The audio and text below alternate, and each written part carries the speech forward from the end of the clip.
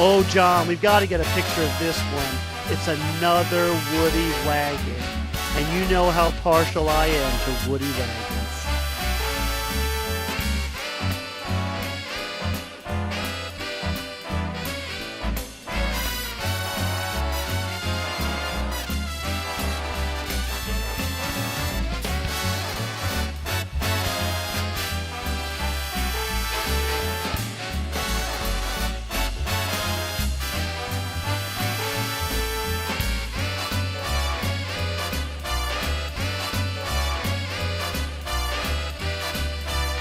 Well, as you know from the voiceover, I had to have John get a picture of this car because it was a Woody wagon. And you know how partial I am to Woody wagons. Well, as we were filming it, I met the owner, and I couldn't leave without talking with him. Here I'm standing with Paul Culligan from Philpott, Kentucky. That's it. And he is the proud owner of this beautiful 1950 Chevrolet, and they called it a tin Woody station wagon. Paul, welcome to the show. Hey, thank you very much. Nice show going on here. And it is. And Paul, tell us now, again, so when we were filming the car and you came up, tell us about your pride and joy. Well, it's been a work. It's been a lot of work. I've been working on it last year.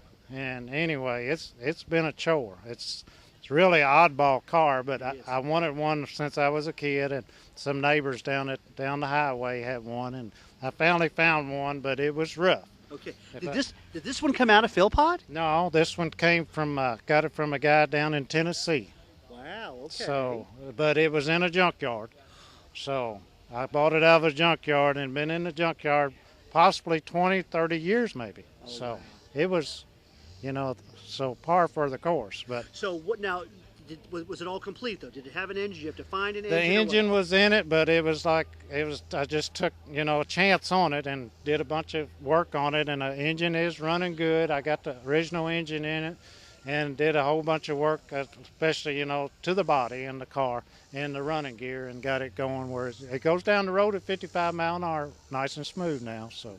And of course, Chevrolet, even the wagons, they had was it a straight six? Straight six, and it's a Babbitt rod. Okay. It's a Babbitt rod engine, which they're pretty sensitive, but they're good engines if you get them right. Gotcha. And the transmission standard? Standard 3 on the tree, okay. And it's fun to drive, smooth. I put all new shocks and fixed the front end and everything, and it steers good and just like it should. Wow. Also, as we see on the B-roll, the challenge with these Woody wagons is restoring the wood. But you have found an excellent way to do that. Tell us about what you decided and who did it and all that good stuff. Well, this is original the way that came out. They did away with the wood a half a year in '49, and they went to the tin wood, which was they brushed the wood on, simulated, and they called them tin woodies. But there's still a whole lot of wood inside. Gotcha. And okay. all the door jambs and all that are all wood. All the floors wood, but they were really beautiful cars. They cost more than any car the Chevrolet line in that year. They were like $1,900, where the other cars, the hardtop, which was the prestige one, they were like $1,700, which $200 difference I'd say was a lot of money then, but. This would, well, of course, I guess the current would be like, remember when they had the Kingswood Estate station wagons? Mm-hmm. I mean, it was this was a very classy top of the line, and probably a lot of estates and farms. And I mean, people bought them, for. Yeah, this was high-end car, So I would say just a regular person, well, the people I knew that had one, they had a large family, and they needed one, but. Because it was 8 passengers. Is this an 8 passenger? Yes, I got the extra seat in the back, which was really rare. Oh, fantastic! Which that was an accessory on its own to buy that. So. Now, was the third seat with the car? No, I bought it from a guy in Oregon. Wow! So he shipped it on Greyhound bus. So. Oh, Paul, but this is a wonderful asset to the car hobby. It's dash in it, the dash was gone because the windshield had leaked. But it's all new metal in the car, and I still have a bunch of chroming and all that to do, but you can't do it all at one time. And you know what, Paul? It's going to be great to follow the progress, and so I'll visit you at future shows, and we'll get updates there. Okay? I hope I can finish it. But thank you. On behalf of us Woody lovers here, thank you for getting a car out of a junkyard and putting it back on the road. May it give you many years to experience. I appreciate the show. You have a nice show. It's a wonderful show here. Yeah. Paul, we'll be in touch, okay? All right, thank you. Thanks a lot. Well, I think this concludes us being here at the Street Legend Show. I hope you've enjoyed this half hour with us. It has been a wonderful day here. And it won't be long, and August will come around again, and we hope we've whetted your appetite. If you didn't come this year, plan now to make plans to be a part of the 6th Annual Street Legend Show next year.